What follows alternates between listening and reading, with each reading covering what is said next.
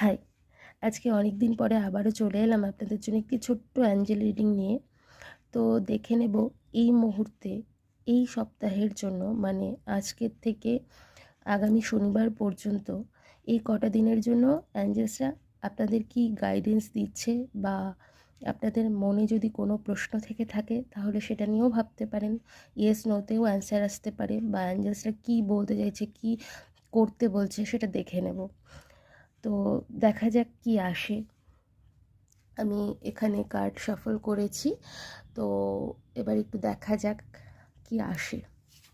তো এই প্রথম কার্ড আমি এখনই দেখছি না, আগে নিয়ে নিই। আচ্ছা, প্রথমটা এসছে পিসফুল রেজলিউশন বা রোম্যান্স। ওয়াও। আচ্ছা, আর একটা কার্ড নেব আমি।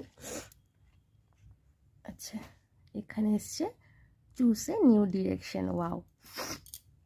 তো আর কি বলবো, পিসফুল রেজলিউশন আসতে চলেছে, রোম্যান্স আসতে চলেছে, কোনো একটা নিউ ডিরেকশন চুজ করতে পারেন। এরপর আর কি বলার থাকতে পারে, খুবই ভালো। আচ্ছা, বটম অফ দ্য ডেক কী আসে দেখা যাক। তো আমার শরীর আসলে খুবই খারাপ কিছুদিন ধরে, তো ঠান্ডা লেগে গেছে, যার জন্য মানে আমার ভয়েসটা এরকম শোনা যাচ্ছে।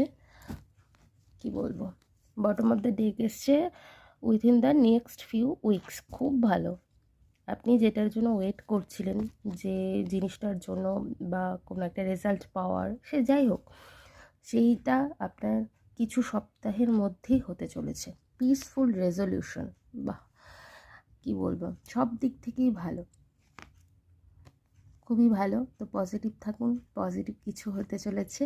আশা করছি আমার রিডিংটি আপনাদের জন্য একটু হলেও হেল্পফুল হবে। তো যদি ভালো লেগে থাকে তাহলে অবশ্যই লাইক কমেন্ট করে পাশে থাকবেন। Thank you.